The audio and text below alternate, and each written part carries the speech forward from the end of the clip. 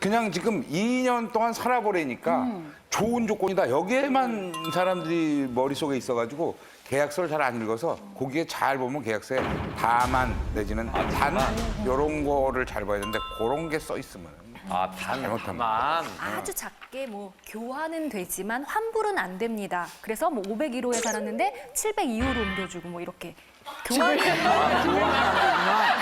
교환은 되지만 환불은 안 됩니다. 홈쇼핑 스타일.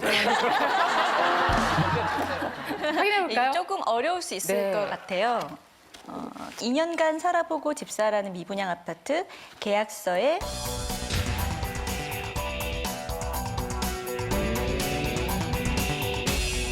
적극 협조한다라고만 쓰여 있으면 돈을 못 받을 수도 있다. 그게 뭐가 잘못된 겁니까? 적극 협조한다는데 2년간 살아보는데 감사합니다. 나도 좋을게. 이게 뭐가? 예, 먼저 이 요즘 분양 시장에서 흔히 하는 광고 중에 이제 지금처럼 살아보고 결정하세요. 또는 전세형 분양제, 뭐 애프터 리빙제, 그다음 신개념 전세 이런 말들을 굉장히 많이 사용하고 있거든요. 마치 전세인 것처럼 들리는 분양이 결정적으로는 전세가 아니고 실제로 그 아파트를 완전히 분양받는 거라는데 맹점이 있습니다. 살아보고 나서 이제 살지를 결정하는 게 아니고 처음부터 이 아파트를 사서 들어가서 나중에 다시 쉽게 되팔 수 있어야 한다는 소리거든요. 말로는 확실히 책임져 준다. 다른데 다시 팔 수 있도록 이렇게 이제 말은 하지만 실제 계약서에는 다시 전매가 가능하도록 우리가 최대한 협조한다. 적극 협조해 준다. 이렇게만 되어 있는 게 대부분입니다.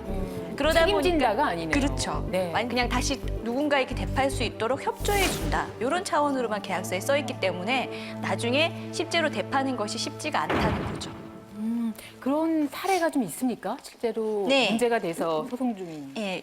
실제로 영등포에 있는 한 아파트의 사례인데요. 2010년도에 시세 전세가보다 저렴한 가격으로 전세를 살다가 2, 3년 뒤에 이제 전세 보증금도 돌려주고 아파트도 이제 완전히 다른 데 팔 수 있도록 해준다라고 광고를 했었기 때문에 이 48평대 아파트를 한 3억 5천만 원 정도에 그리고 취득세와 잔금도 이제 건설사가 내준다 이런 조건을 걸었기 때문에 그때 당시 한 60명이 이 조건으로 분양을 받았었습니다. 하지만 아까도 말씀드렸다시피 이 전세형 분양제는 광고는 전세라고 하지만 실제 계약은 엄연한 매매를 하기 때문에 이분들 역시 3억 5천만 원 정도의 전세를 산다라는 생각은 했지만 실제 계약 자체는 완전히 분양을 받는 것이고 그때 당시 분양가가 13억 원이었습니다.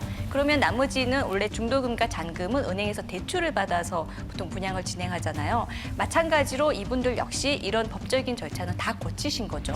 결국 13억 정도의 시세를 하는 분양을 대출을 끼고 받으신 게 되는 겁니다. 그런데 이제 이 아파트 같은 경우에 시세가 지금 2013년도에 8억으로까지 떨어졌기 때문에 네. 애초에 13억을 전제로 해서 받았던 그 대출금까지 다 대출금조차 잠식됐네요. 미처 못 예. 갚게 되는 집을 되팔더라도 이런 상황에 처하게 되는 거죠.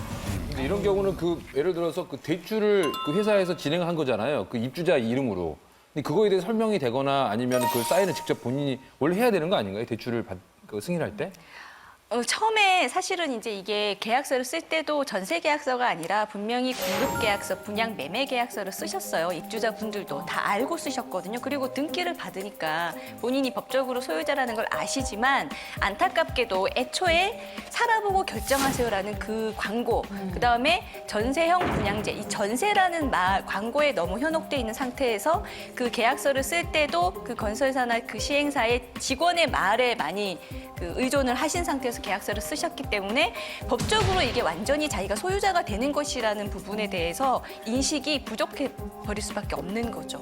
아니 사실은 그 아파트를 좀 비싸게 사는 경우가 많아요. 사람들이 전세라고 혹해서 들어가서 그 실제로 아파트 시세가 얼마인지 꼼꼼히 따져보지 않고 들어가는 경우가 많습니다. 그러니까 원래는 10억짜리 아파트인데 15억이라고 이건 15억짜리다. 근데 너희는 뭐 3억이나 4억에 들어가 살 수 있다고 하니까 하는 거죠. 절대 현혹되시면 안 돼요. 건설사가 부도가 났을 때 이제 입주자분들은 이거 애초에 전세라고 나는 생각하고 들어갔다라고 생각하기 때문에 어떤 전세 보증금에 대해서 법적인 보호를 받을 수 있다라는 생각도 하시게 되는데요. 집을 그냥 산 것이기 때문에 법적으로는 소유자지 세입자도 아닙니다. 그래서 주택임대차 보호법상의 보호도 받을 수 없는 상황에 이르는 거죠. 아, 이런 건 분양 사기 아닌가요? 이런 지킬앤 하이드 같은 이런 건설사를 보겠나? 실제로 제가 이 사건을 자문을 받아가지고 건설 분양사를 찾아갔어요. 찾아가가지고 우리 입주민들을 대표해가지고 제가 한번 항의를 한 적이 있습니다. 이거를 너희들이 책임져야 될 거 아니냐. 근데 그 사람들이 하는 말, 우린 모른다는 거예요. 알아서 해라. 안 팔리는 거 어떻게 하느냐.